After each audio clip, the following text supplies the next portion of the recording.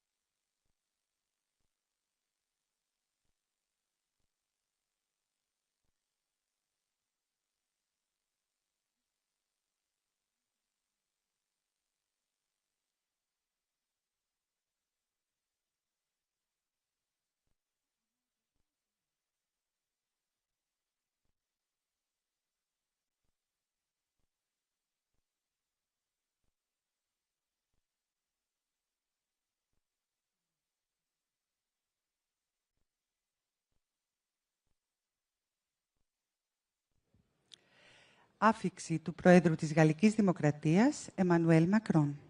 Arrival of the President of the French Republic, Mr. Emmanuel Macron.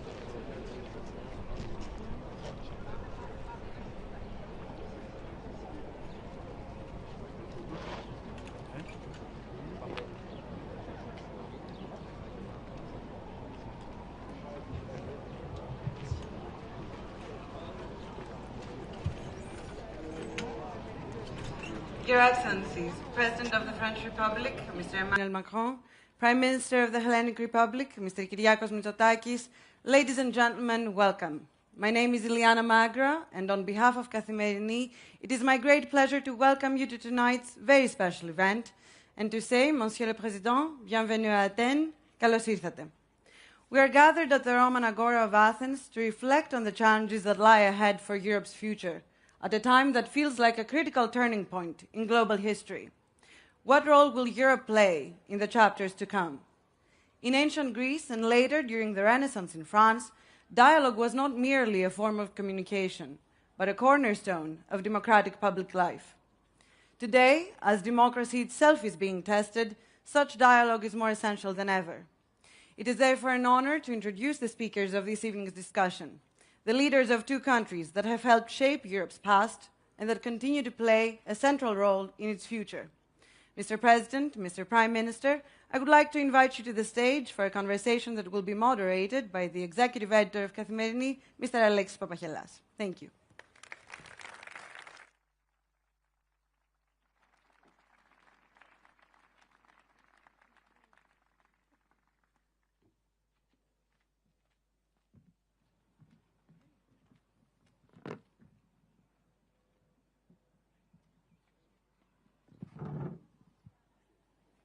Well, Mr. President, I'm very glad to welcome you on behalf of Kathimerini. Mr. Prime Minister, thank you very much for being here. Well, Mr. President, we rarely agree on things in this country, well, in every country these days, I guess. But one thing we agree on is that we're very thankful for your leadership and vision for Europe in these very difficult times. And also thank you because you keep up a great tradition of France being a very close strategic friend of Greece and of leadership in that respect. So we thank you for both of those.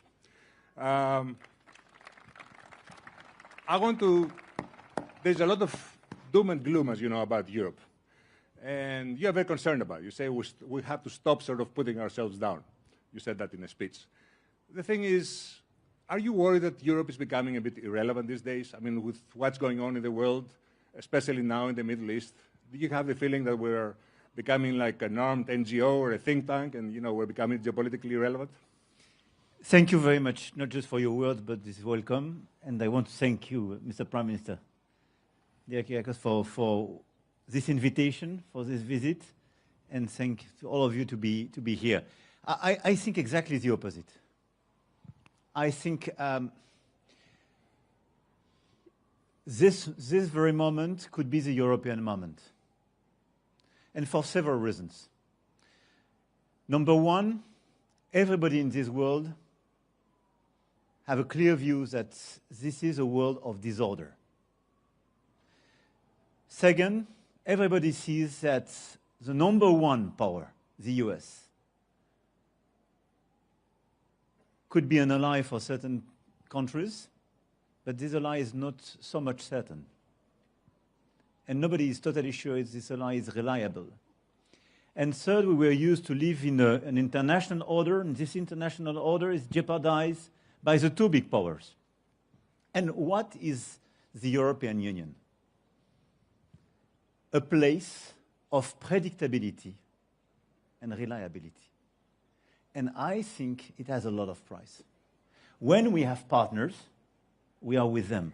And by the way, Greece and France, during the past few months, we acted day one with the Gulf countries when they were attacked by Iran. Yesterday, we were with the president of the European Council right after his trip to the Gulf countries, and he reported to the whole group that Greece and France were celebrated by UAE and other countries because the very first day we sent air defense system. We have our Rafale. We sent additional Rafale to protect the countries. We sent SAMT new generation, the air defense system we have. And we contributed concretely day one to their defense. And I think you should not underestimate this point. So we are reliable, we are predictable. But more than that, I think when you look at the global picture, Europe represents, when you aggregate our capacities, a huge defense power.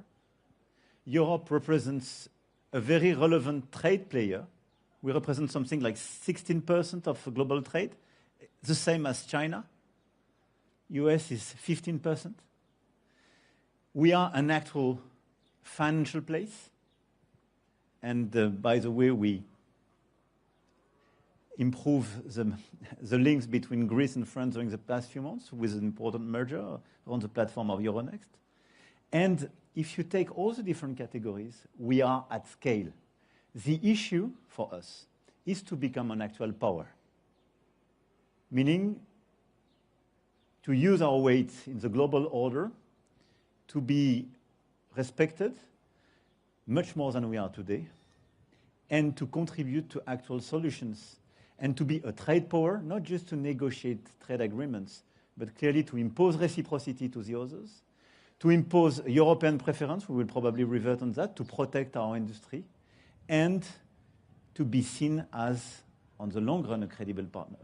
But let me tell you that the moment where we are is a moment for the European Union and for the Europeans, because we are seen as respecting international law, being reliable, being predictable, and people are looking at the real weight we have. Thank you, Mr. President. Mr. Prime Minister, do you agree with this? And I have a follow-up question, which is, in order to be a great power, you have to have a strong economy. When you look at the numbers, there's a lot of concern in terms of GDP, investment, technology, and all this between the US and Europe. Is Europe doing enough to catch up? Well, first of all, thank you for this invitation, Mr. Vachelas, and thank you, Emmanuel, for accepting to have this debate in this very, very unique location. And I think this debate and your question is particularly relevant at a time when, indeed, there is concern about the ability of the European Union to react to the changing sort of geopolitical tectonic plates. But I would agree with the President that this challenge also presents a unique opportunity for Europe, and we should not forget that Europe was forged through a series of crises. The progress of the European Union was never linear. You had periods of rapid change, and then you had periods where not much happened. And I do believe that this is a time when it is really an opportunity for us to step up on two fronts. The first one is put more substance to this concept of strategic autonomy. I would argue that France and Greece have been at the forefront of this discussion. And when you look at the defense agreement that was signed in 2021, it was essentially the first clear demonstration of what we mean by cooperating at scale. It was just the two of us at the time, and of course we will renew this agreement tomorrow. But I think there's a greater understanding that we need to take more ownership when it comes to defense. That means spending more, but also being smarter in terms of how we spend, achieving scale, while at the same time also encouraging our defense startup ecosystem to really flourish at a time when the theater of war is completely changing. And of course, the second challenge is strengthen our competitiveness. The Draghi report, which was read by all of us and applauded by all of us, I think presents a pretty accurate diagnosis of the problems, but also the opportunities that we have as a united continent. We're a big market, we're a big trade power. We can do much more at scale, but we need to address issues related to the single market. We need to address issues related to energy. We have a completely fragmented energy market. We need to be much more competitive when it comes to energy. We need to move from words to actions when it comes to the Savings and Investments Union, mobilize private capital in order to invest in our economy. And I would argue that at the European Council there is a general understanding that these are accepted principles. So now we need to move from agreeing to what we need to do to actually implementing these policies. And I think that the next years are really going to be make or break for Europe. And we had a discussion already today regarding the new budget. How much money can we actually commit to these ambitious goals? I think we will have a difficult discussion to convince maybe our more conservative, fiscally conservative friends in the European Union that we need to also mobilize European resources, not just national resources, to implement these goals. But let me conclude my first remarks by saying that we had a similar discussion back in 2020 when many countries, I remember Angela Merkel, was against the Next Generation EU until she changed her mind. And she realized that this is really the time to mobilize European resources to address these challenges. So I think we have our work cut out for us over the next months.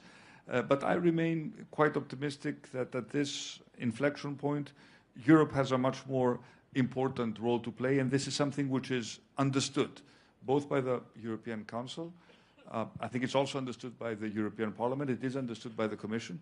But of course, Europe does not always move at the speeds that many people expect. But when it does move, it can move big. Now, one of the criticisms I keep hearing is that Europe has become the super regulator of the world. Is this super regulation a way to defend European sovereignty, or is this also a method, by which basically you strangle innovation in this continent? And can you strike a balance? This is exactly our challenge.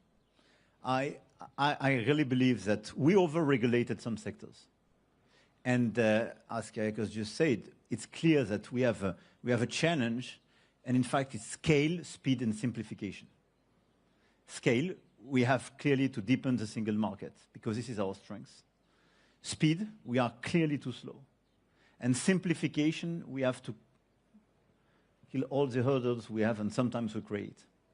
So it's clear that we over-regulated some sectors. We still have too many national regulations, and we have to improve that. And this is exactly one of the main conclusions of the Draghi report and the Letta report, and what we urged the Commission to put in place last year. And you have all this omnibus package. And by the way, a lot of us are doing exactly the same exercise at the national scale. But it's not sufficient, because you have as well smart regulation. And let me insist on that as well. We need regulation sometimes to preserve our own industry and our own capacity to produce. China and US, they do have regulation, but this regulation favors the national players. Most of the time, our regulation is a burden on the European players, and we are too naive and too open on the non-European one. This is why one of the challenges we have is to preserve the level playing field. So each time we put in place a regulation, we have to make sure that those who export towards Europe are submitted to the same regulations. It's not often the case. Mirror clause. But at the same time, we have to make sure that we preserve the interests of our players. And this is why we do advocate this concept of European preference. Because today, we are clearly attacked. One of the main challenges, if we want to deliver this agenda, is to be lucid on the current context. One of the main challenges of the European industry today, and in order to deliver this sovereignty agenda or this strategic autonomy, is about China. China has today overcapacities, is over-subsidizing a lot of sectors, and is literally killing a large part of the European industry. And we are clearly too slow to see that. But look at the automotive industry and the machine tool sectors. You are clearly a landslide approach of the Chinese. Last year, they destroyed literally 250,000 jobs in Germany. We are less impacted, by the way, because we disindustrialized in these sectors a decade ago. But we have to react to that. And the only way to react to that is to put regulation in order to protect these key sectors. The other regulation, but perhaps we will revert on that, is as well to protect our democracy. What we want to do on children and teenagers regarding the social platforms, what we want to do in order to regulate the social network. Is European preference an answer to that, to the competition with China? Definitely. Safeguard clause, European preference. You have to restore the level playing field. You need a fair competition. Each time the competition is unfair, you have to protect your economy. And protection is not protectionism. I'm a strong believer in free trade. But the current world order, when you look at trade, is no more about free trade. On one side, you have overcapacities and over-subsidies in China. On the other side, you have tariffs from the US. If we are in the middle, the only one to be naive and totally open and not to protect our industry, no chance to preserve it. And look at what the Chinese are doing on critical minerals, for instance, and rare earths. They are taking a lot of these capacities, killing the competition. When they still have competitors, they create dumping conditions to kill the existing capacities when they are in our hands.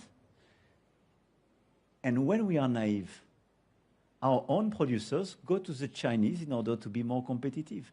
If you don't have a European preference, a minimum percentage of European components, it's impossible to preserve our strategic autonomy. And when we speak about strategic autonomy, it's obviously about defense and security, but it's as well about industry, agriculture, technology, finance. Let me end this part about the economy by asking this. you know, all these like the capital market union and all these kind of reforms, to some people in this very fragmented political landscape, they seem like a design of the elite. They don't really, you know, mean anything to the average person. And we live in a very polarized world. So how do you convince people? You both have difficulties in that, in both countries. How do you convince them that this is a goal that you have to achieve that will make a difference in their own lives? Mr. Prime Minister? Well, first of all, let me just build up on what Emmanuel said in terms of regulation, because it's also an indirect answer to what you just asked me.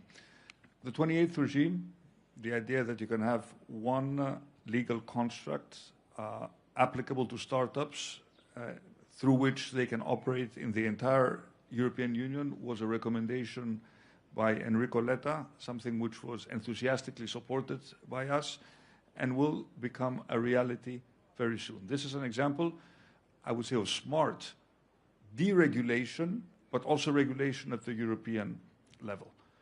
I've been a big proponent of picking our regulatory battles smartly vis-à-vis the US. I absolutely agree with Emmanuel, two areas of great focus. The first is the protection of children and teenagers from social media and from addictive scrolling. I expect that the momentum that has been built at the national level will also be transposed to the European level very soon. I think we need to send a very clear signal also to the big tech companies that there are certain things which are off limits, that they cannot make money from capturing our children's attention, because we know this is detrimental to their mental health. And the second battle, which we will fight, is preserving the public space. When people debated in Asian Athens, even then you had fake news. You had rumors. You had to manage, you know, the challenges of populism. But what is happening now is clearly getting out of control. So having proper rules in terms of the public sphere, even in terms of anonymity, addressing the problem of artificial intelligence and the deep fakes which are already present in our debate, this is going to be a big challenge for all of us, especially those of us who will have elections in the upcoming future. Now, coming to your question, I think that we need to be aware and lucid in terms of what the people are telling us is their main concern. If their main concern is affordability, which it is, the high level of prices, we need to frame our debate through that lens. And we need to explain to people that by improving competitiveness, this means better paying jobs. This would mean that free trade means lower prices, that having a functioning market will promote European well-being to the point where we can continue to finance our unique European welfare state. So I think you're right in terms of not making these debates very technical and not using the traditional Brussels language, and to explain to people why, for example, you know, a free trade agreement can be good for our olive oil producers, because we are opening up the market for in India, for example, and that it will promote exports this way, and why supporting, you know, the startup ecosystem will mean bringing back, you know, French people or young Greeks from the US to actually work and build foundational AI models in Europe, because this means better wages, more productivity. So making this connection between the macro performance, what it means to improve productivity, and what this means for everyday people, it's critical. We've discussed this at the Council. When we talk about productivity, it doesn't mean anything. It doesn't mean anything. People are struggling today with prices, and the answer to that is better wages, lower taxes, but you can only do that if you improve the productivity. Okay, Mr. President, how do you make people understand that this is, you know, they have to take ownership of these reforms as well? The capital market union, it was your question. One of them is the capital. Oh, we can take this one. It seems to be super technical, but we tried to deliver during a decade, and it's not yet finished, a banking union, and now we launch this capital market union. We are fully aligned, and I think it's super important. Why? As Europeans, we have more savings than the Americans. This is true. But these savings, because of our regulation and the lack of integration of these capital market unions, goes to the financing of our bond markets. So it finances the debt of the states and governments or our corporates. Or it goes to the US to finance the US innovation because they do have a powerhouse and a good capital market. Having a strong capital market as Europeans means having the capacity to put our savings at the right place to finance innovation and activity creation. This is what we have to explain. And all of us, we want to have the best innovation of this world.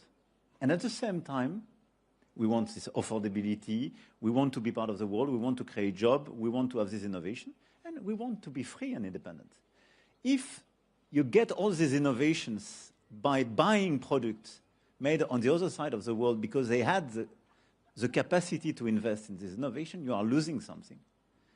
And clearly there is no reason why, regarding the amount of savings we have, we are not able to channel properly these savings to the financing of innovation and equity. This is exactly what is at stake with the Capital Market Union. In order to do so, we have to simplify our regulation in order to build an actual European player, or a series of actual European players, but kill all the barriers and build real European players. This is the only way, plus simplification, once again, of some regulation in order to allow these savings to be invested in innovation, in equity, and taking risks. We have half an hour to cover a lot of issues. And then inevitably, we're coming to Trump at some point. You knew this was going to happen, I guess. Trump says that Europe is spoiled and that basically Europe has outsourced its defense to the US after the war. And the truth is, in Hormuz, we can see that Europe cannot undertake a mission by itself during war circumstances. And even in Ukraine, if there's going to be a security commitment by the Europeans, you cannot do this without the backstop by the US or air cover. How is this going to change? First, we should not underestimate that this is a unique moment where a US president, a Russian president, a Chinese president are dead against the Europeans. So this is the right moment for us. Wake up. And if... There have been many wake-up calls, Mr. President. Yeah, but I mean, if we don't believe in ourselves, no chance that the others will say suddenly they are super guys. So we have to be a little bit self-confident and deliver an agenda. And let me disagree with you on Ukraine, taking the example. When the war started in February 22, a lot of people were skeptical about our capacity to react. But matter of fact, what happened? Day one, we took sanctions on Russia, unanimity. We are taking the 20th package.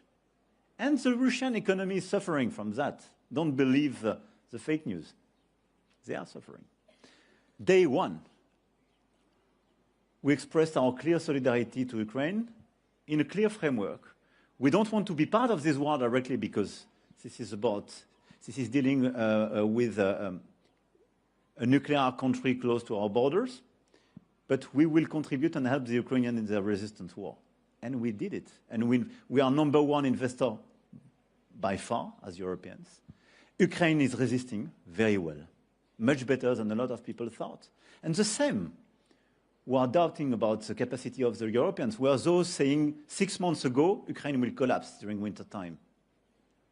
They took even some territory from the Russians during the past few weeks. So we took sanctions, we remain all together. We provided a lot of support to the Ukrainian on finance, on capacities in the different fields. And third, we built for the very first time this coalition of the willing. And let me tell you, my contribution to the coalition of the willing is not, absolutely not, contingent to the US support or any US backstop. But what you have to see is that this coalition of the willing we launched in February last year as a reaction to this famous moment in the Oval Office with President Zelensky was a clear signal we are ready to take our fair part of this burden and we want to decide for ourselves.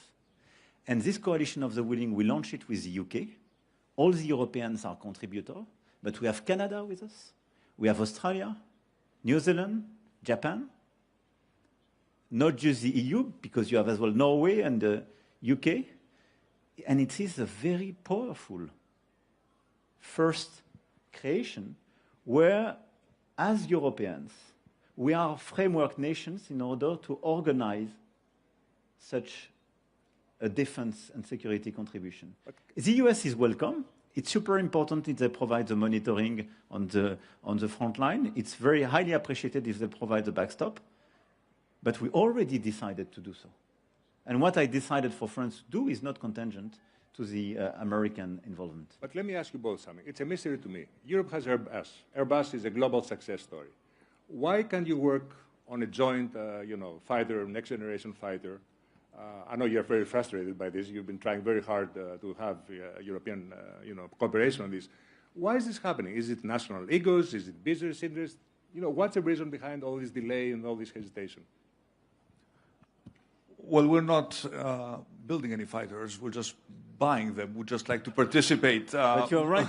We'd just like to participate more in this project. You have the same boats, right? But you have the same frigates. But this is a pretty good example of streamlining our purchases, getting better prices, having Greek shipyards contribute, and they can contribute more. I think it is a very, very good example of what we mean by streamlining standards and by obtaining economies of scale. You mentioned the example of Airbus, and I think it's a correct one. The problem is that our merger rules were simply looking at the single market. So we tried to prevent companies from becoming too big to take an advantage vis-à-vis other European players. This logic is completely outdated these days, in certain sectors at least. You remember there was a famous train merger that never happened because the European Commission at the time felt that it was a threat to the single market. But now we're competing with powerhouses. China, which is, as the President said, heavily subsidizing a series of sectors and is expanding in high-end manufacturing. And we should be perfectly lucid that the combination of AI and robotics at the scale at which is happening in China is a colossal threat to our entire manufacturing sector, not just the sectors where the Chinese are competing now. So we need to be aware of that. So change the merger rules and be more generous with European champions. For example, I mean, we are a medium-sized country. When Euronext came and wanted to buy our stock market, the opinion of the government was positive, because we understand that we need to be part of bigger companies in order to achieve scale. And when it comes to the next generation fighter, I really do hope that you will find a way to sort it out with the Germans, because it seems inconceivable to me, because we want to be part of this project, that we will be faced with a choice of choosing between two sixth-generation fighters. We don't have the luxury in Europe to do that. So I have full confidence in Emmanuel and Friedrich, because they know they take this very seriously. There are companies, of course, there's Airbus, there's Dassault, not always very easy to deal with, but I really think we need to twist their arm. We have to have one sixth-generation fighter. Can you deliver on this front, Mr. President? We have to deliver. And I think there is no... I mean, this is to be consistent with what we've said from the very beginning of this discussion. If you look at the global competition and the global order, what we need as Europeans is common standards, much more simplification. As long as we have 6 times, 7 times, 8 times more standards than the US, when you speak about missiles, fighter jets, and so on, there is no chance to be competitive in this world. So it goes through mergers, it goes through common projects, it goes through best athlete approach. We have several ways to do so. But we have to go beyond both the national interest and the company's interest, because this is a strategic issue. And for me, defense and security is a very good example of what we've discussed from the very beginning, how to have this strategic autonomy. To have strategic autonomy is to buy European and to produce as Europeans. And this is why. This is, by the way, what we are doing as well on submarines together. You decided to buy French submarines, and the Kimon is a great source of common pride, and we'll go tomorrow to this frigate together. But progressively, you will have more production on the Greek side, And this is as well a cooperation because it should be progressively a European production. And this is the way, as Europeans, to deal with this issue. A lot of countries didn't have a strong European industry. We cannot just ask them, stop buying Korean or Americans. We should say, you should buy European because this is the only way to be more independent. And the day we are disaligned with the Americans, for instance, you will make sure that you can still have your products, your arms, your ammunitions, your weapons. But you have to give them the fair share and to create as well industrial opportunities and upsides. And this is exactly what we are doing. And this is the main revolution, which is clearly on track as European scale, because we underestimate the fact that after the Second World War, defense and security was not an issue for the Europeans, or it was a forbidden topic for the Europeans. It was a national issue, and we were not supposed to cooperate at the scale of the European Union. And the big father was the US, and a big furnisher for a lot of countries. And what is changing progressively is the fact that we decide to have this common solidarity with common programs. So yes, we have to deliver. Yeah, and if I may add, there's also a deep political dimension to this. I think President Trump, in his own way, was right back in 2017 when he said that Europe is not doing enough when it comes to defense. Greece was probably an exception in terms of our spending as a percentage of GDP for our own national reasons. But the truth is that we are spending much more now. But there is an additional dimension that goes beyond the industrial cooperation, and this has to do with our commitment to support European allies in case of a possible threat. What we did in Cyprus was a game changer, because essentially we responded to a request by a member state, which was attacked, and essentially we put into we operationalized Article 42, paragraph 7 of the treaties, which is an article no one spoke about until a few years ago. We have a mutual assistance clause in our treaties, and this is our European responsibility. We never spoke about it because we thought that NATO would always do the job. And of course, NATO is there, and Article 5 is a credible deterrent. But what about those countries that are not members of NATO, such as Cyprus? So this is an opportunity to also send a signal that we need to take this article much more seriously. We need to look at the Cypriot lesson, think about what could happen in another case, have exercises in terms of what it would mean if we were again to offer support to a European country under threat. So this is a political statement that we don't just rely on NATO. And we're both of us NATO members, but we don't just rely on NATO, but there's also a stronger European dimension. And by the way, I think this is also good for NATO.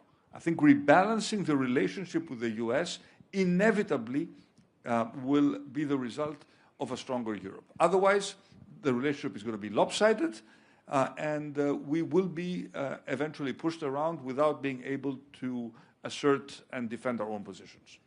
We're down to the last 20 minutes. I want to ask you, with all respect, to keep our conversation a bit brief so we can cover a lot of things. You called NATO brain dead a long time ago. It was probably the right prophecy. I think NATO is now in the intensive care. You think it's going to survive? I mean, this morning we heard the Pentagon is thinking about kicking Spain out of NATO. Do you think there might be a European NATO? Or what is that going to look like? I think first we had a wake-up call provided by President Putin in 2022, and it was the original objective of NATO. But it's clear that NATO is under pressure. First, because it's clear that the Europeans had to take their fair share of the burden, what Kyriakos just mentioned, and I agree with him, so everybody is spending more.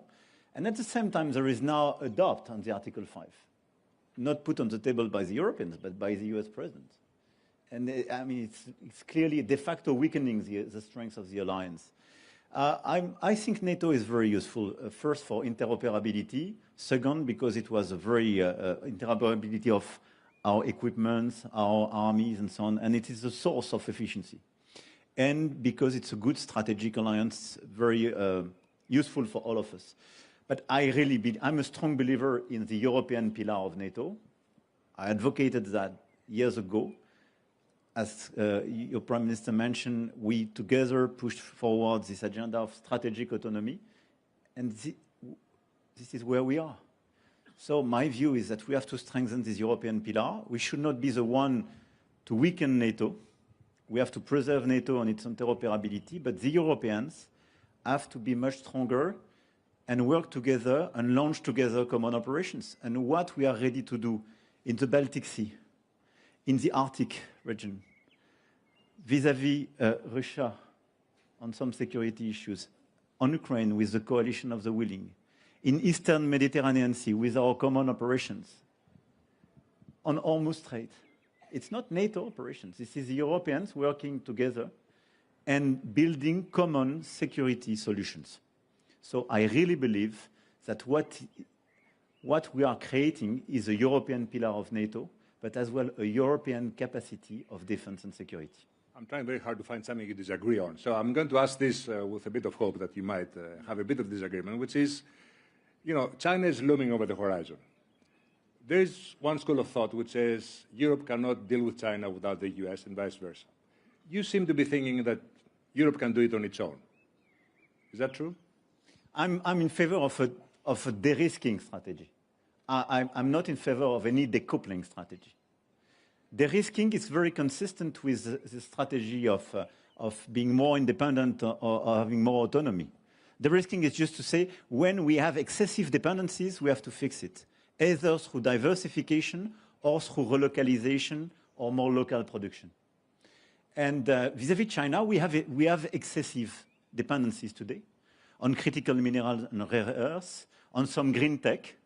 And vis-à-vis the US as well, we have excessive dependencies. So I think the core agenda we should have is a de-risking strategy. I don't put an equal signal between US and China. We have the same values with the US, not with China. But I think what we should avoid is to rush on any decoupling strategy with China, because the result will be to increase our dependency to the US and to be seen in the rest of the world as just the vassals of the US, which is not our future. And this is why I'm very much attached to this European independence. So vis-à-vis China, the de-risking strategy is feasible, but it's a 10-year strategy. We have to be very clear. We need this European preference. We have to put in place safeguard clause when they play on some sectors or they have excessive subsidies, as the Commission did on electrical vehicles, for instance. And we have to re-engage a new logic with China, which is to engage with them and to say, we don't believe in tariffs. We want to avoid the tariff with you because we think this is a bad answer. But to a relevant question, we do have imbalances. But we need more tech transfer and probably more direct investment on critical sectors where we can elaborate together. So I think this rebalancing and this de-risking strategy is feasible as Europeans, remaining engaged with the Americans, but not as vassals to the US. And I don't believe in a decoupling strategy vis-à-vis China. Prime Minister? I'll take a slightly different Finally. approach. We've had this debate at the European Council numerous times, whether the current US administration is essentially a continuation of previous administrations which had already sent us, clear signals that they were putting American interests as the absolute first priority, or whether it is something rather unique that could possibly change in the future. I happen to believe that at the end of the day, values, historical bonds do matter, and history is important. And the fact that the transatlantic relationship has endured and has created essentially the post-World War II order, which has been to the benefit of both the US and Europe, has left, is certainly something that we cannot easily discard. And I also do believe that the threat from China in terms of its ability to take over at a very fast speed sectors and put our own industrial base under pressure is a very, very real threat. So I do see potential for further win-win cooperation with the US, even if this seems difficult and complicated under the current administration. But I also do absolutely agree that we need to decide which are the key sectors where we need to commit serious public and private capital if we want to preserve our competitiveness and our strategic autonomy. We have not spoken about energy, but I do think that energy is absolutely critical for the well-being of our industry. You just look at the energy prices now. It is impossible for Europe and European industry to be competitive with these prices. Of course, we know the story. We were dependent on Russian gas. It was convenient, especially for some countries, but this is no longer the case. So we have to be quite realistic and ruthlessly pragmatic in terms of where we need to invest. I participated in a conference organized by Emmanuel on nuclear. It is inconceivable, and we are not a country that has civilian nuclear capabilities. But when I look at Europe, and I look at our ability to produce electricity cheaply, I see a combination of renewables and baseload power. And if we want to de-risk from natural gas, which we cannot produce at scale in Europe, and of course we want to move away from coal, which we have already done, by the way, in Greece, the only solution is to invest in nuclear. And we had nuclear. France built, tens of nuclear reactors, but we stopped at some point. So these are the sort of choices that we need to make. And we need to place some big bets. We cannot be all over the place. And this is just one example of those sectors, quantum, space, a certain dimension of AI, because it's difficult maybe to compete with the foundational models, but we need to... Mr. Prime Minister, we're coming down to the last 10 minutes. I'm really sorry about this. I'll stop. It's a big world out there, I know. Mr. President, I want to ask you about the difference between Trump 1 and Trump 2. And I wonder how challenging it is for somebody like you, because you seem to have a close relationship, which has its ups and downs, I guess. It's not so elegant moments, as you said from Korea. How difficult is that for you? I take the leaders people give to us. Yes. And this is a philosophy we have to adopt. And I know President Trump very well, and I know he's a character, de facto. But I think, as Kyriakos just said, we have to be lucid on the US strategy. And it's not just President Trump's character or behavior. And the United States, I would say since now 15 years, decided number one issue is America, and America first. And I do respect that. And this is his main issue. He was elected to deliver for his main voters and American middle classes. Fair point. The second priority is China. And it started with President Obama, who said, I will be the first Pacific president. And it's quite consistent. And look at what happened during the former administration on Afghanistan or Inflation Reduction Act. I mean, it was not a pro-European approach. And this is not... Sometimes President Trump is more explicit about the Europeans and could be more aggressive verbally. But their strategies just don't put the European interest at the center of their agenda. Okay, matter of fact. The point, I think we have to be... We are not here as leaders to make comments on tweets or behaviors. We are here to act and decide. And the unique strategy which makes sense for us, our countries and our continent, is just to act, to accelerate, clearly to have more scale and speed, as I mentioned, in order to increase our independence. This is my obsession. So you think if a more predictable, let's put it that way, US president is elected the next time around, it's not going to be back to business as usual? No, I don't think so. I think this is an historical trend. And I completely agree, by the way, with what Kyriakos said on the fact that we can engage with the US on some issues and still makes a lot of sense because of the common values and historical bonds. For instance, I do hope we will find a solution in the framework of our G7 on rare earths and critical minerals, because we have the same interest to de-risk ourselves from the Chinese over capacities and the fact that they have almost a monopoly on some rare earths. But I really believe that this US approach will last. And the main difference is probably during the first mandate, a lot of European countries were just looking at the Trump administration saying, okay, it will finish. So let's not change. We will resist. Now, a lot of colleagues are more lucid because after so many years, we say, okay, we have to react.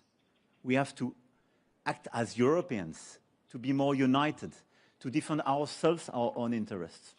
And for me, this is the right direction. You agree with that? Or? Yes, I do agree, and I think we need to also be aware that the world is not just Europe, the US, and China. Look at the opportunities we have in terms of establishing a partnership with India. Look at the role we can play. Emmanuel alluded to this in his introductory comments in the Gulf, where we are seen now as credible partners at a time when these countries cannot trust the US in the same way that they did maybe 2 months ago. Potential to team up with countries such as Canada, Australia, the democracies of Southeast Asia. So there is a story there which does not leave us alone. It's just, you know, Europe, the US, and China, but then forge these sorts of partnerships which are based on principles and interests, of course. It's based on, you know, on free trade, on rule of law, on freedom of navigation. What a critical topic now, and so important for us as a leading maritime nation. So I think we have the opportunity to also look beyond what is happening within Europe and to establish new strong alliances, which will create a de facto more multipolar world with different poles of different strength. But this is an important dimension that we need to work on. Let me ask a Greek question because we only have, 4 minutes, and then I want to conclude with 2 general questions. I'll try to end on an optimistic note, the way you started. So I know you both love history, and I was reading the diaries of our former Prime Minister, now deceased, Konstantinos Karamanlis. And he said that in September 1975, he was having a meeting with Giscard d'Estaing in the Aegean on a boat.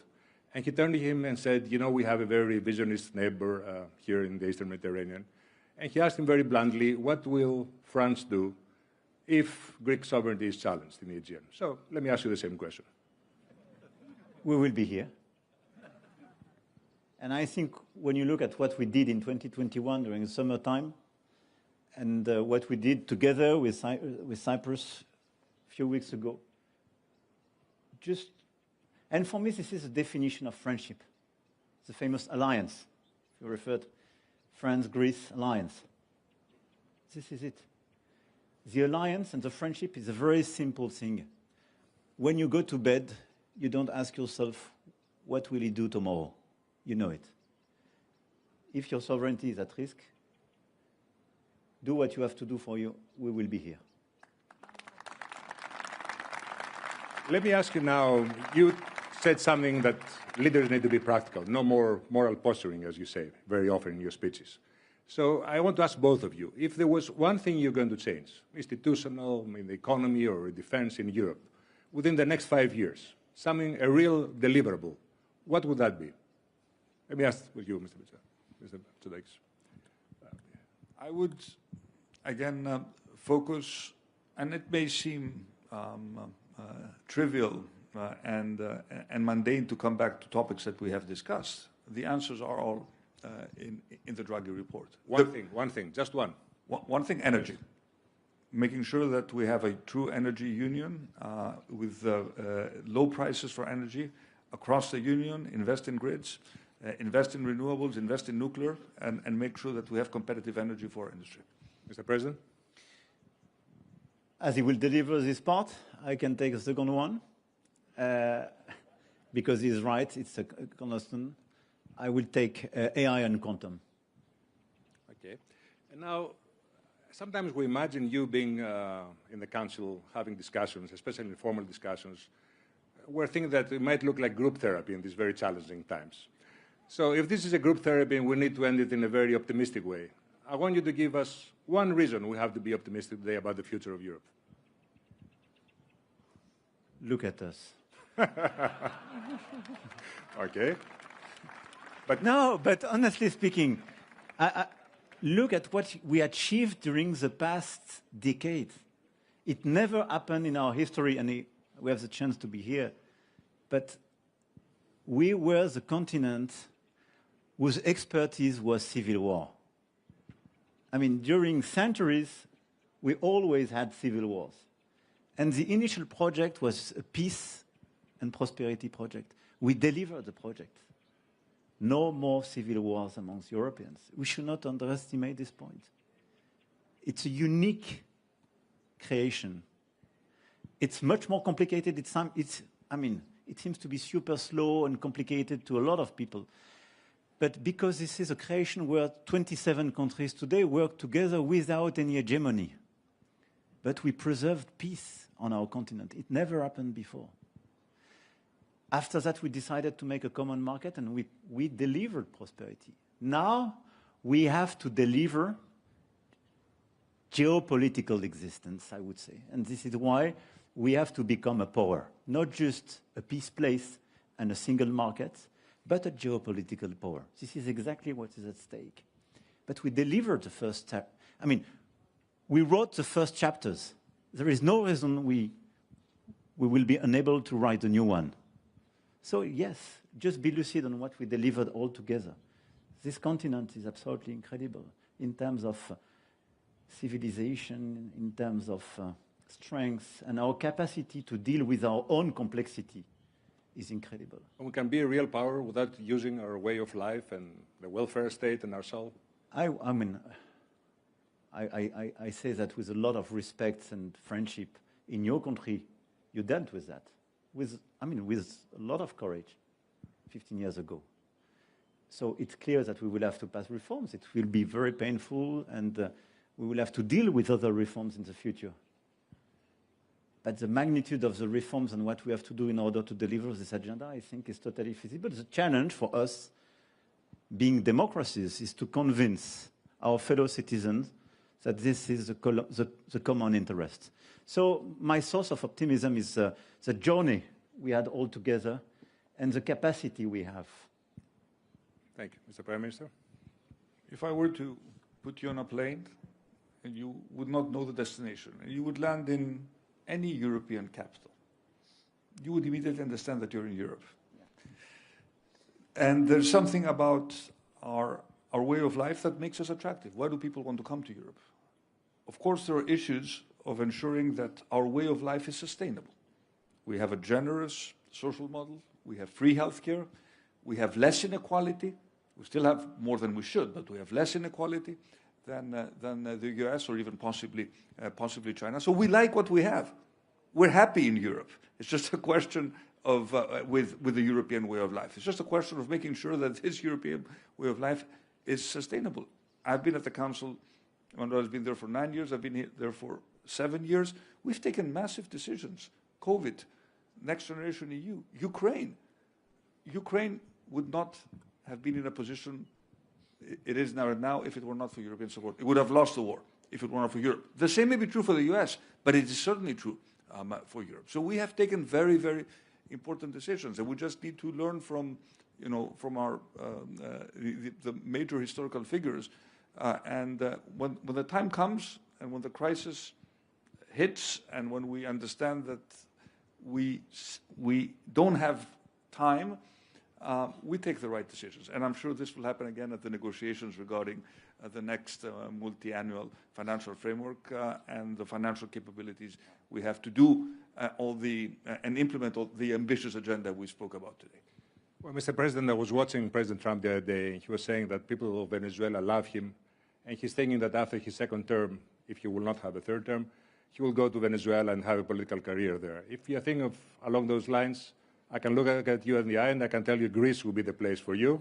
And it's something that you have to think about. Thank you very much for this conversation. Thank you. Thank you. Thank you. Thank you, Alexis.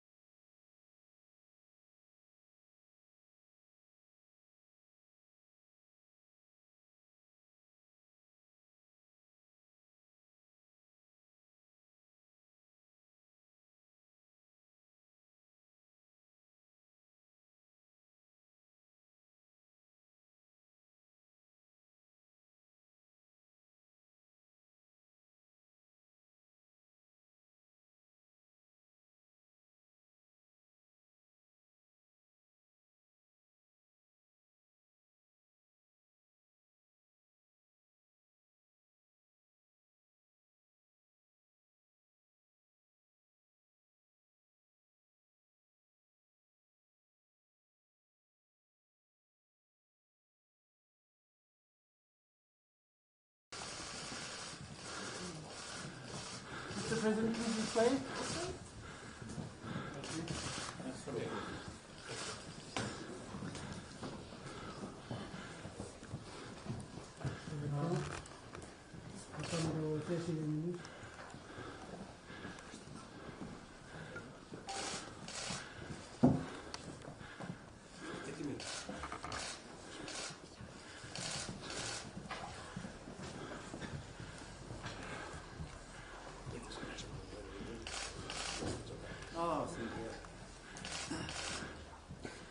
Εξοχότατε κύριε Πρόεδρε, με ιδιαίτερη χαρά σας καλωσορίζω στην Αθήνα και στο Προεδρικό Μέγαρο.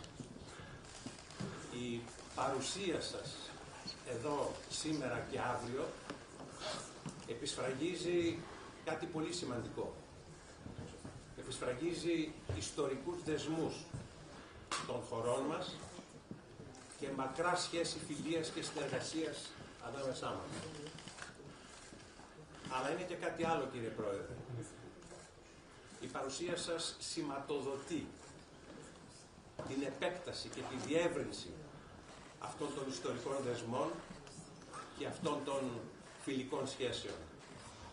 Χάρη στη συμφωνία στρατηγικής εταιρικής σχέσης για την άμυνα και την ασφάλεια που θα υπογραφεί αύριο, αυτές οι σχέσεις διευρύνονται και επιπλέον έχουμε και άλλες συμφωνίες οι οποίες αναδεικνύουν την πολύπλευρη διμερή άριστη σχέση των χωρών μας, συμφωνίες που αφορούν άμυνα, οικονομία, πολιτική προστασία, καινοτομία και άλλα. Αυτή η σχέση, κύριε Πρόεδρε, δεν περιορίζεται στις μέρες μας, δεν περιορίζεται στην εποχή μας. Μίλησα για ιστορικούς δεσμούς. Ας πάμε 2 αιώνες πίσω. Πριν τη στρατηγική συμφωνία που έχουμε υπογράψει εδώ και 5 χρόνια στο Παρίσι, υπήρχε άλλη μια στρατηγική συνεργασία πριν καν η Ελλάδα αναγνωριστεί διεθνώς ως κράτος. Στο Ναβαρίνο η Γαλλία συμμετείχε στον Ενωμένο Στόλο, ο οποίος καταναυμάχισε τον Οθωμανικό Στόλο και υπήρξε αποφασιστικό βήμα στην επανάσταση της Ελλάδος κατά της Οθωμανικής Αυτοκρατορίας. 1 χρόνο μετά τον Ναβαρίνο, άλλη στρατηγική σχέση, το Γαλλικό Εκστρατευτικό Σώμα στην Πελοπόννησο και η Γαλλική Επιστημονική Αποστολή επίσης στην Πελοπόννησο, κύριε Πρόεδρε, έδειξαν πως αυτές οι σχέσεις έχουν μεγάλο ιστορικό βάθος. Και λίγα χρόνια μετά, η ίδρυση στην Αθήνα της Γαλλικής Σχολής, της πρώτης Γαλλικής Σχολής, η οποία ιδρύθηκε από τη χώρα σας, και της πρώτης Διεθνούς Ακαδημαϊκής Σχολής που δέχτηκε η Ελλάδα το 1846, δείχνουν ότι αυτή η σχέση που θα διευρυνθεί αύριο έχει ισχυρά θεμέλια. Συνεχίζοντας, τονίζω, κύριε Πρόεδρε, πως αυτή η φιλία και συνεργασία που μετουσιώθηκε σε συμμαχία δοκιμάστηκε πρόσφατα και στην πράξη και απέδωσε στην πράξη, με αποκορύφωμα την συμβολή σας και τη συμμετοχή της Ελλάδος από κοινού με τη Γαλλία και άλλες ευρωπαϊκές χώρες ως ανταπόκριση στο αίτημα της Κύπρου για αμυντική συνδρομή. Εξοχότατε, κύριε Πρόεδρε, είμαστε μέσα σε ένα κόσμο γεμάτο αβεβαιότητα και πολλαπλές κρίσεις. Αλλά αυτή η σύμπλευση των δύο χωρών μας είναι βέβαιο, κύριε Πρόεδρε, ότι αποτελεί ένα υπόδειγμα σχέσης, αλλά ταυτόχρονα επιβεβαιώνει πως η στρατηγική αυτονομία της Ευρώπης μέσω τέτοιων διμερών σχέσεων μπορεί να κατακτηθεί. Βρισκόμαστε σε μια κρίσιμη περίοδο όπου η διεθνής ειρήνη, η διεθνής ένομη τάξη βάλεται, υπονομεύεται από αναθεωρητικές τάσεις και από αναθεωρητές, οι οποίοι μάλιστα, κύριε Πρόεδρε, είναι και μέλη του Συμβουλίου Ασφαλείας των Ηνωμένων Εθνών. Οπότε εμείς τι κάνουμε? Εμείς παραμένουμε προσιλωμένοι στην αξία και στην ανάγκη εφαρμογής του διεθνούς δικαίου. Και αυτή η προσήλωση είναι ο μόνος δρόμος ο οποίος μπορεί να οδηγήσει προς τη διεθνή ειρήνη, προς την ασφάλεια και την ευημερία του σύγχρονου κόσμου. Κύριε Πρόεδρε, στον περασμένο αιώνα, στις δεκαετίες του 60 και του 1970, σημαντικές, προβεβλημένες, ιστορικές προσωπικότητες των δύο χωρών μας εδραίωσαν τη σύγχρονη μορφή των διμερών μας σχέσεων. Ο Κωνσταντίνος Καραμανλής από πλευράς Ελλάδος, σε δύο φάσεις της πρωθυπουργίας του, ο στρατηγός Ντε Γκόλ εκ μέρους της Γαλλίας και ο Βαλερί Ζισκάρ ντ'Εστέν υπήρξαν τα πρόσωπα εκείνα που έχτισαν τα θεμέλια πάνω στα οποία η εξαιρετική μας σχέση βασίζεται. Και με αυτή τη διαπίστωση αυτής της εξαιρετικής σχέσης που βελτιώνεται συνεχώς και βελτιώνεται συνεχώς ακόμη και με την πριν από λίγα λεπτά φράση σας ότι η Γαλλία θα είναι εδώ για την Ελλάδα όποτε χρειαστεί. Αυτή η σχέση λοιπόν δυναμώνει με την παρουσία σας και θέλω να χαιρετήσω αυτή τη σχέση και αυτή σας τη στάση και να ευχηθώ, κύριε Πρόεδρε, οι αυριανές επαφές σας με την ελληνική κυβέρνηση να φέρουν άριστα αποτελέσματα προς όφελος όχι μόνο των δύο λαών, Γαλλίας και Ελλάδος, αλλά και προς όφελος του ευρωπαϊκού μας οικοδομήματος. Σας καλωσορίζω λοιπόν και εύχομαι κάθε επιτυχία στην αποστολή σας.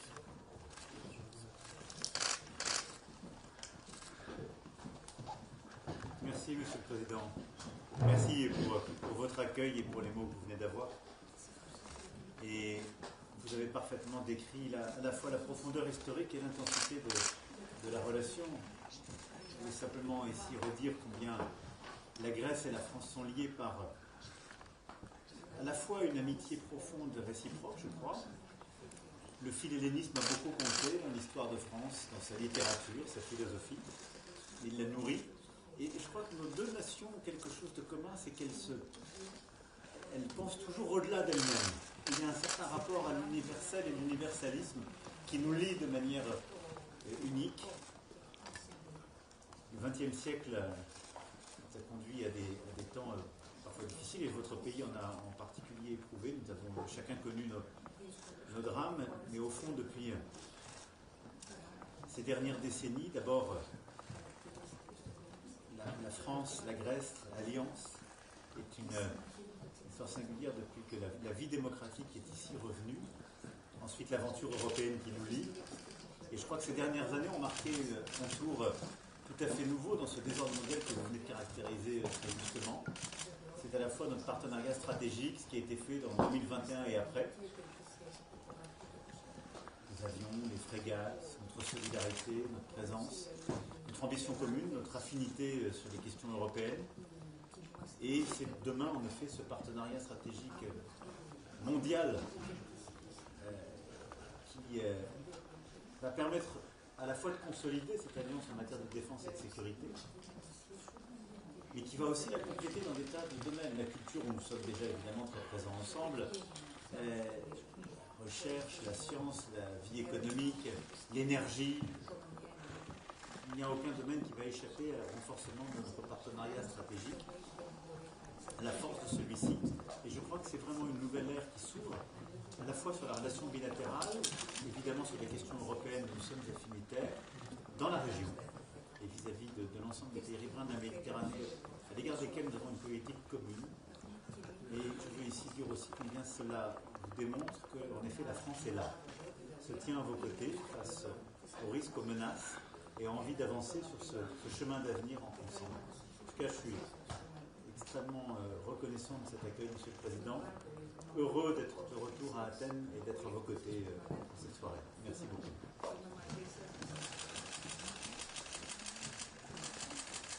Voilà.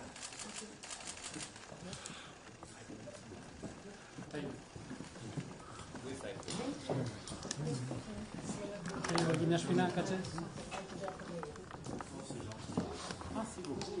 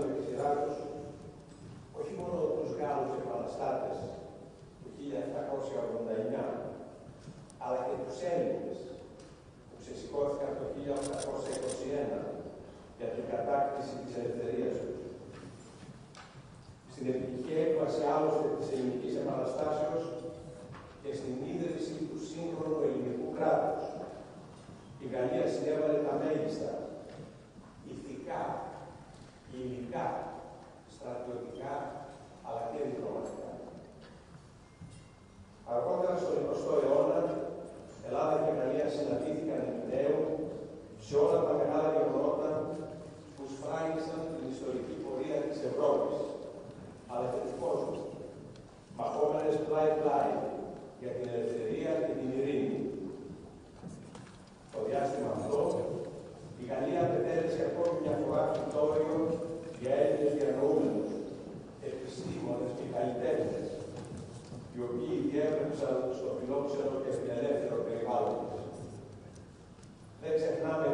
κύριε Πρόεδρε, τη στήριξη της χώρας σας τόσο και την αποκατάσταση της δημοκρατίας το 1974 και την ένταξη της χώρας μας στην Ευρωπαϊκή Οικονομική Κοινότητα, όσο και κατά τα δύσκολα χρόνια της οικονομικής κρίσης. Μέσα από αυτή την πορεία, το 2021, η παραδοσιακή ελληνογαλλική φιλία μετουσιώθηκε σε μια ουσιαστική συμμαχία πριν 5 χρόνια.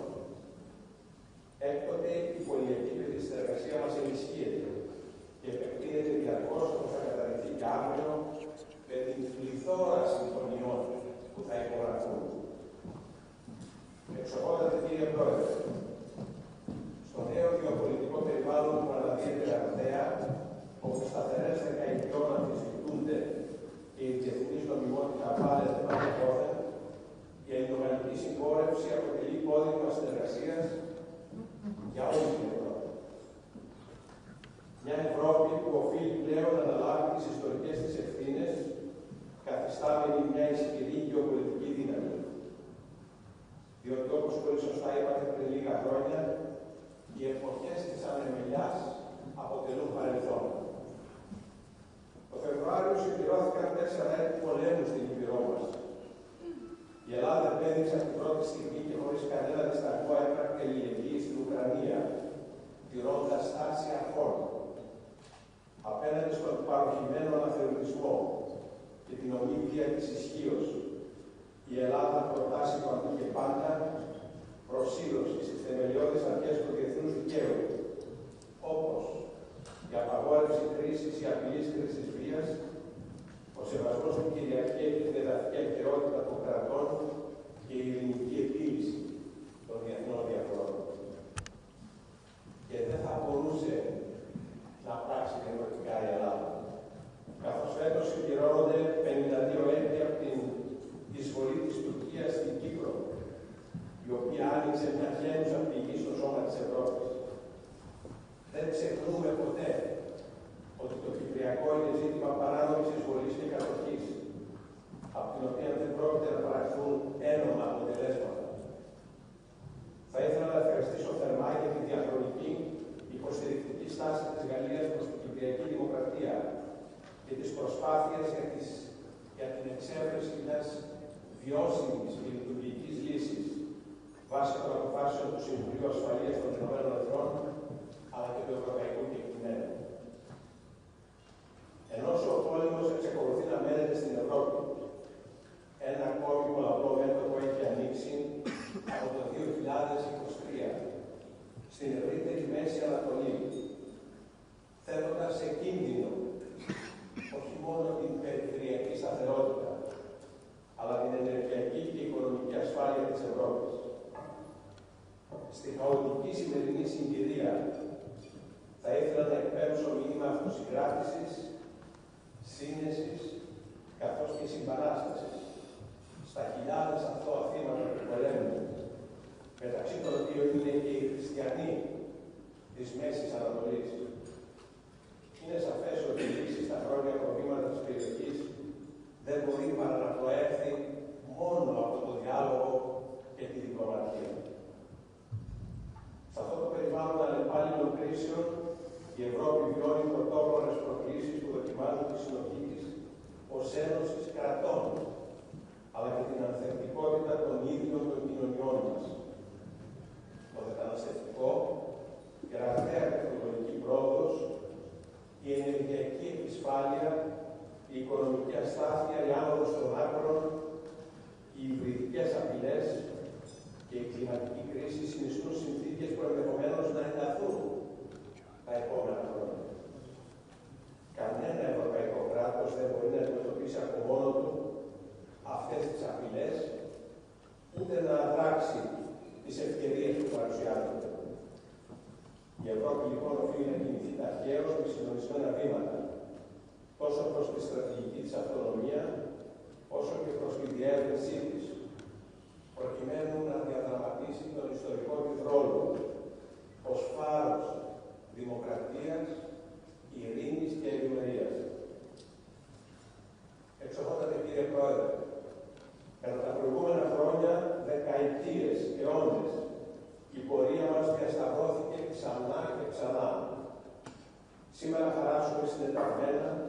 τη σύμπλευσή μας, στη βάση κοινών αξιών, συμφερόντων και οράματος.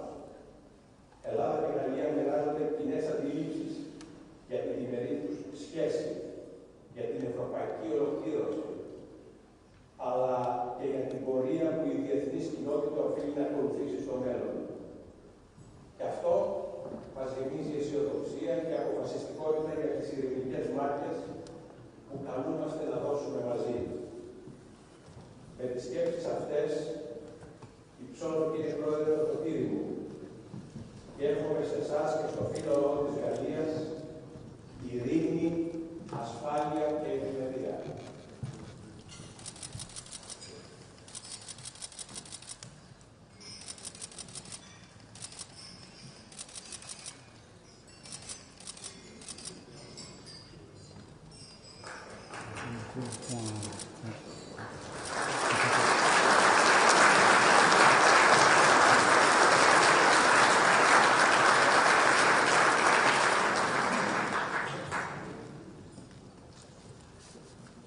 Monsieur le Président de la République émérite, Madame, Monsieur le Premier ministre, Mesdames, Messieurs les ministres, Messieurs les parlementaires, Mesdames et Messieurs au programme d'égalité.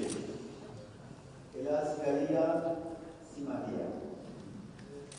Ce slogan, Grèce, France, Alliance, fut scandé par les Grecs lors du retour de Constantinos Karamanlis dans l'avion présidentiel français après une décennie d'exil à Paris, et il est aujourd'hui au fond plus à propos que jamais. Votre invitation de ce soir nous honore, Monsieur le Président, et elle s'inscrit dans la continuité d'une longue histoire, celle des visites qui ont marqué la différence de deux pays, celle du général de Gaulle en 1963, ou encore celle de Valéry Giscard d'Estaing en 1975, premier chef d'État à rendre visite au Premier ministre Karamanlis après le retour de la démocratie en Grèce. Car la première idée d'origine, la France s'est faite la principale défenseuse de la vocation européenne. Tous les présidents français, je le crois, et tous les Français, sont en effet depuis toujours animés par l'idée que l'Europe, sans la Grèce, ne serait pas l'Europe. D'abord, ce fut par la volonté de consolider le retour de la démocratie dans le pays qui en fut le berceau. Ensuite, par un sentiment tenace de solidarité venu de loin et qui ne s'est guère démenti lorsque l'histoire se fit il y a 15 ans notamment, tumultueuse pour vous et pour nous tous européens. La profondeur de ce lien, vous l'avez rappelé un instant, Monsieur le Président. Chacun ici l'a connu, le remonte à l'Antiquité, le filet d'énigmes qui a nourri la pensée française, sa littérature comme sa philosophie. Au fond, cette complicité qui a fait que vous avez inventé les Jeux Olympiques, il a fallu un Français pour les réinventer. Ça me dit du soutien français à votre lutte pour l'indépendance aussi nourrit une soif de justice, une admiration historique, celle de ces combattants français volontaires, de Navarin à la Morée, celle des intellectuels, des artistes qui les mettent, tous animés par les mots de Byron, Chateaubriand, Hugo, les pinceaux de Delacroix, présents jusque dans votre bureau. Et la Grèce sur les ruines de Missolonghi qui a voyagé cette année jusqu'à cette ville qui figure ainsi la grande, en quelque sorte, comme la grande sœur de notre liberté guidant le peuple, et celle, en quelque sorte, le destin de nos deux nations unies par le même groupe de la liberté. Sont venues plus tard les épreuves de la guerre civile et de la dictature, et là aussi la France a fait sienne les enfants de la Grèce. Ils le louent bien en nous, mettant tout le génie créatif de leur pays d'origine au service de son développement, Costa Gavras, à Cornelius Castoriadis, et tant de destins scellés présents autour de ces tables. Et je veux ici les en remercier. La France nous est un nous.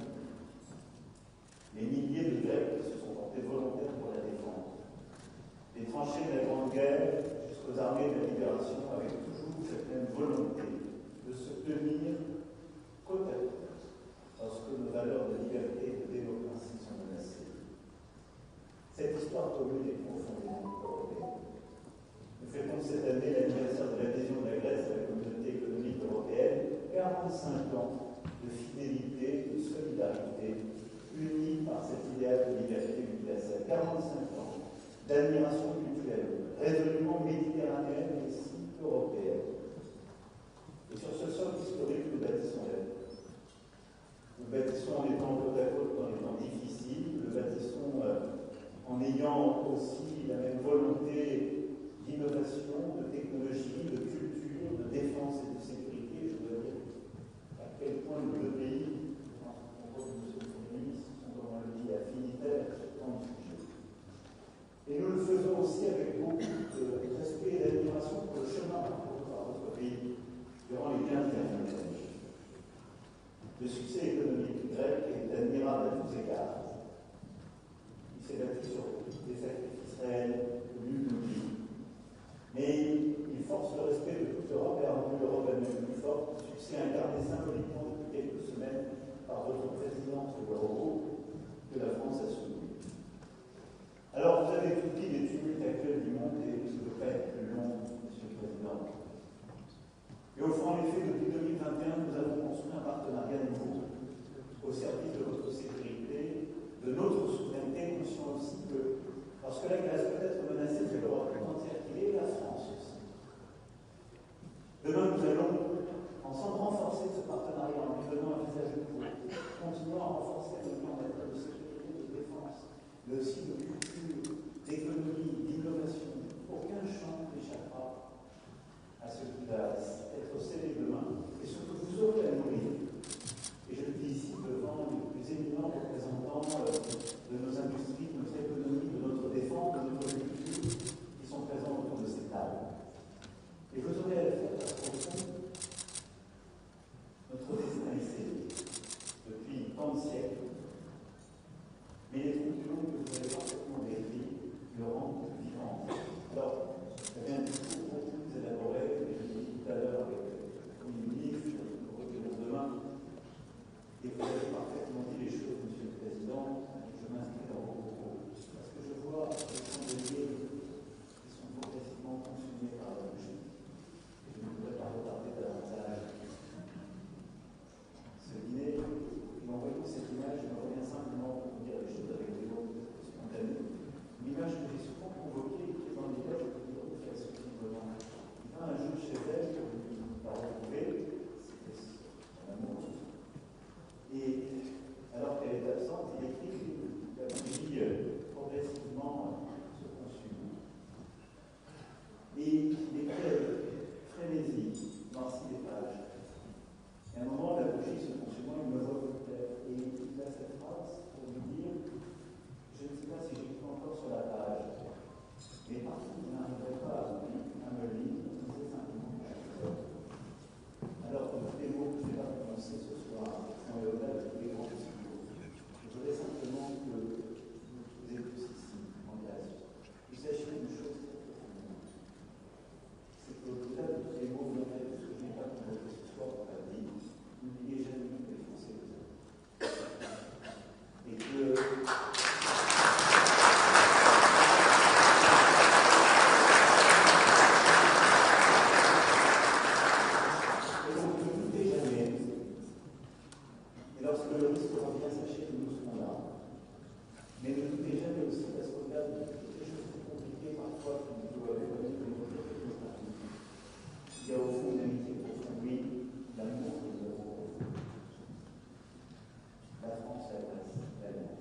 vive l'amitié entre nos deux